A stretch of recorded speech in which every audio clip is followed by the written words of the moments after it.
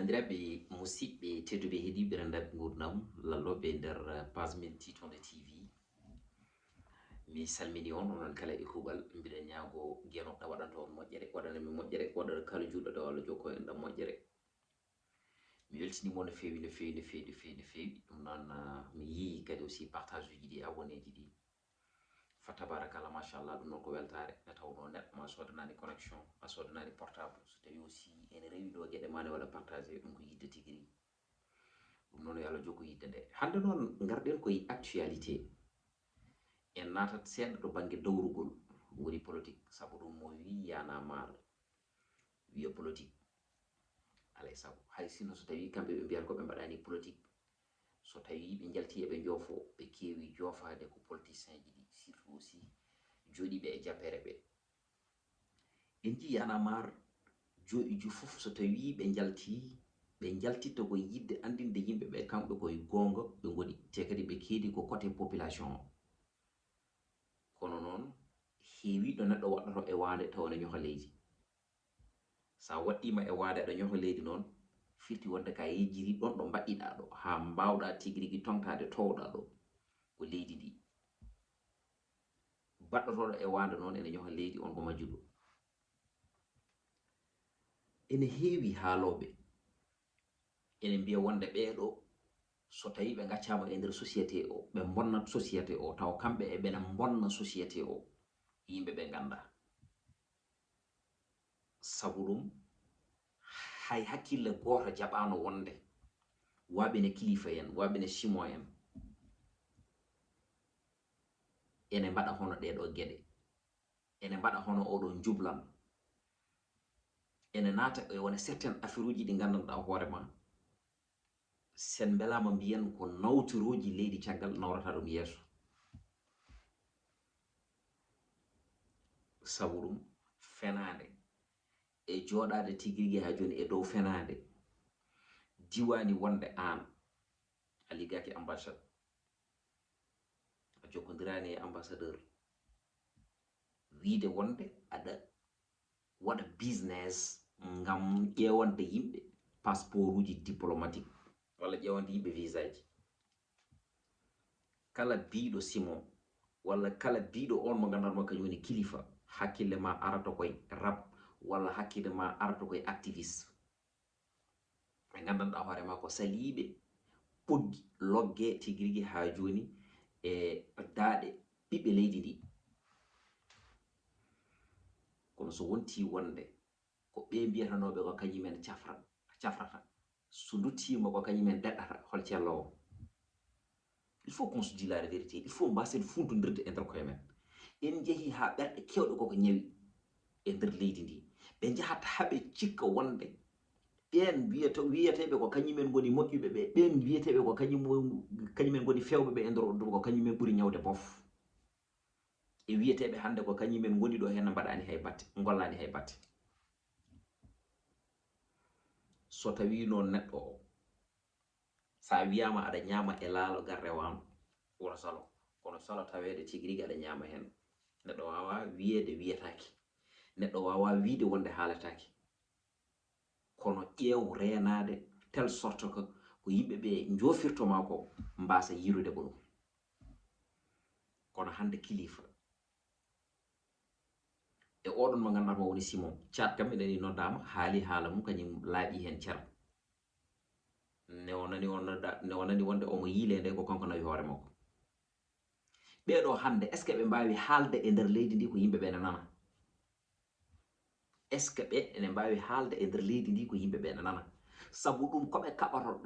kaɓatno ko e koɓe kaɓantono ko ɗum woni koɓe mbaɗi sabu ɗum kala jaltuɗo ɗo wi wonde passeport uji diplomatique nana totte yimɓe ɓe gandanɗa hoorema ay hunde ala ko pewnani leydi ndi e kopporeje nana mbaɗe détourné et ainsi de suite kamɓe koɓe mbaɗi ko hande koye ɓen ɓe mbatte classé ɓe tulmini hande kala gonɗo e nder yana mar sen belama mbiyan donc nak dans ce cas yo yimɓe ɓe gartir hakkillaji e nder koye men woto neɗɗo nan tuttan wiya maayi so neɗɗo ari wi wonde ne wawi ko ni mbami ko ni woni ne ciforimi wima a nani kono wara yaw jabde jabnanma tan ko yiide hunde nde neɗɗo noon wona no wini o wayi no wayni ko non tan woni no way kadi kala gollowo e nder politique walla kala kaldowo e nder politicien ji walla kala jokkodirɗo e nder politicien ji walla kala jofotoɗo politicien yo andu ko haalata o anda ko haalanta yimɓe ɓe o anda no haaldata sabu ɗum politique koko tournata toon aɗa yiya neɗɗo jofotoɗo gouvernement jamma e ñalawma walla neɗɗo jofotoɗo président jamma e ñalawma o fina tan wona garde corps président ene wayno leydi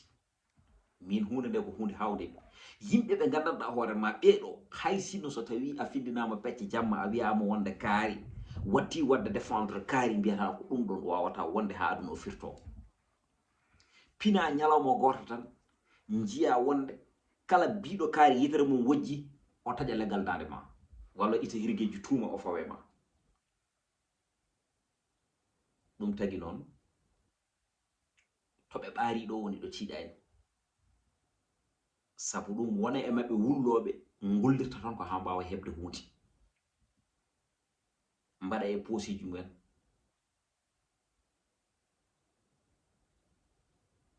leppina hen tigui ha joni barmeji mumen ko ɗum woni ko gullirta hen il faut qu'on se dit la vérité won hen gullirta tan ko intérêt personnel ala ko tagui ɗumen gullude joni joni so tawi piyama 2 millions 3 millions 4 millions deƴƴi ɓoggi mbaɗama e daɗe mumen so tawi neɗɗo wi ɗumen yo wat mbaɗat so wi ɗumen yo ɗaccu ɗaccat won hen kadi so tawi jeehi ha ɗo gandanɗa hoore ma hankanti ko dokkono ko gasi puɗɗo kadi wullude so tawi dokkirama dañ wiide ko activiste taganima wonde activiste won wiyoɓe hande ko activiste ji nana e nder société he ɓe gona activiste uji hay dara koɓe activiste uji posuji maɓɓe tan hay goto anda ɗo ɓe goni hande e ɓenayi ma Samba janggo e ɓenayi ma Demba hande e ɓenayi opposant janggo jiitaɓe tigui rigui pouvoir bandiraɓe poftini min minen min kanga komin jomen hakkillaji en donc nak ce qui est l'essentiel woto jeeye leydi ndi ha jejji toon tigui rigui minen heddiɓe ɓe emin jogui hen feccere il faut qu'on se dit la vérité hande so tawi en ƴeewi par exemple oɗo coalition wiɓe wonde ene kaɓɓita population Sénégal sabu ɗum koko haɓɓa wiyoɓe ene kaɓɓita kay foti ko nandirde kono so tawi yimɓe mbi ene kaɓɓita goto foof hoolaki goɗɗo o ngam so tawi goɗɗo o ardima ɗum walla ngam so tawi tigui rigui goɗɗo o heeɓi won hen faveur e nder on tuma so tawi laamima janggo e jaam so tawi koppareje ene pecce jomum wasa yiiden hoore mum politicien ji Sénégal ɓe gardinta ko posuji maɓɓe e ɓesguji maɓɓe e galleji maɓɓe e koreji maɓɓe gaga ɓen ɓe gandanɗa hoore maɓɓe ɓe mbeɗata juuɗe maɓɓe sagana hay batte ha joni jomum wonani so ɓen lamminiɓe ɓe jejjiti ɗumen enenne aussi ene foti ƴoƴen kala mo tottaten carte men haadi ko ɗum woni tigui rigui doole men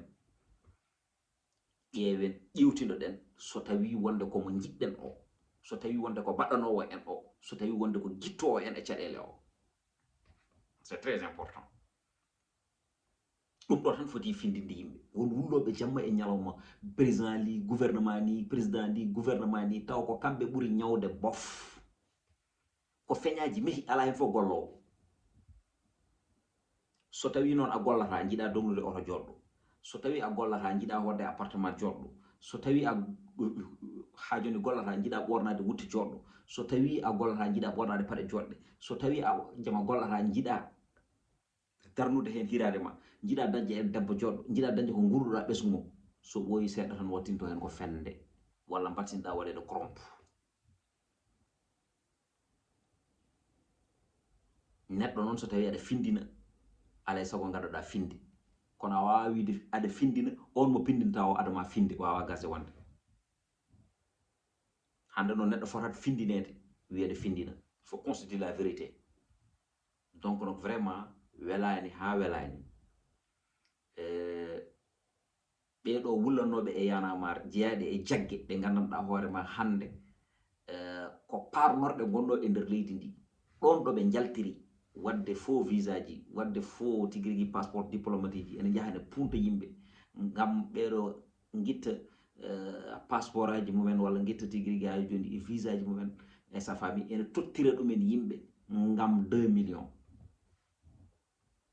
bandiraɓe hoto paɗen ɗum noon eɗen jiiɗi bandiraɓe mbatta hakkillaji e nder koye men te ganda wonde wona neɗɗo haala gonga tan wona gongiyanke heewiɗo neɗɗo haalata gonga yimɓe ganda ko gonga kono so tawi a darimo a dartidimo gonga mo haali o tawa kanko ala hen ɗum noon gonga ne wawi yaltude hunde ko penowo hay sino ɓoccitorede no wooti ɗum noon bandiraɓe musidɓe tedduɓe heeɗiɓe rendaɓe gurdam ko ɗum woni ko gaddannomi on so tawi ko tata hen oɗon jarlo oɗon jaafo e tawno kaloni miijo jombata o fuujo heewidoral kala so welani keɗiɗo en keɗimo aussi Bougane Gueye Dany kankone machallah o wi wonde e ko dogata ko jamma e ñalawma subaka e kikiɗe ko yidde ittude ɗo président Macky Sall o wi kono noon ɓeɗo ɓe gandanɗa hoorema oɗo coalition mo yi ko sukañaɓe meɓe o yi hen e nder oɗon tuma sabu ɗum e yimɓe donkuɓe yewtidde e couleur aji parti ha jomumen mbawa nandirde mballa mbawa fammodirde hen ɓeɗon janggo e jaam so tawi kaali goɗɗum sikkani wonde so tawi ene nandira hen walla so tawi poti yeddema e hunde o sikkani so tawi ma jomumen mbawa yeddemo ko mawɗo goto wimo noon ça veut dire que gande wonde ɗo e nder Sénégal ɓe yoga hen ko posuji mumen ɗi gardini taw gaga tigui rigui leydi ndi ay wonde patriote wona wiide ko patriote wonde patriote koye ɓernde ko fimde wonata c'est très important yimɓe ganda ɗum wonde jiɗɗo leydi mum koye nder fimde heewi neɗɗo deƴƴuɗo moynirani hoore mum ko patriote moynirani hoore mum ko jiɗɗo leydi mum taw ko kanko ɓuuri neɗɗo foof yidde leydi mum yidde leydi mum noon ko yidde e leydi mum dayre yidde leydi mum ko yidde e leydi mum ɓamtare yidde leydi mum ko yidde tigui rigui ha joni fandinde fina tawa gonɗo e nder leydi o yidde leydi mum ko yidde jalɗinde on tarika mo fide tawi o yidde leydi mum noon ko darade e peele ɓamtare ngam tigui rigui ɓamtude e wawde ha joni wallude ɓen ɓe gandanɗa hoorema juuɗe men jettaki kecceji men kono yidde leydi wona tan e haala belelele welelele yitata gonga ala tawa noon ko kalta ko fotini ciɓidi segene a gomani ɗum hen a gomɗinani ɗum hen yimɓeɓe a haalat aɗa waɗa ɗumen leure e nder oɗon tuma tawa e nder ma ko fenade mere woni hen ɗum moƴƴani ɗum noon banda men on jarama on beltanama on ñaganama gueɗe moƴƴere ha saaha goɗɗo kadi e vidéo goɗɗo so Allah lamɗo jaaɓi oɗon jejjini wadde partagé mbaɗon like ɗaccon commentaire uji ko bawɗi wonde foof positif walla négatif foof enen en ƴewat ne hannirta ne yanda ne tawno neɗɗo timmani merci sponsor men en jejjitani Guépard marketing onon tan goni ɗo tigi nde tawno kala ɓurɗo e ma ɓuura e mum monsieur Talla mi salminima an équipe Guépard marketing o foof yo Allah junnu balɗe moƴƴina battude sago mon woni sago pulagu nde tawno sagoji jodɓe lana kala ko yo joof guiɗo mon sel mon DJ Dou on jarama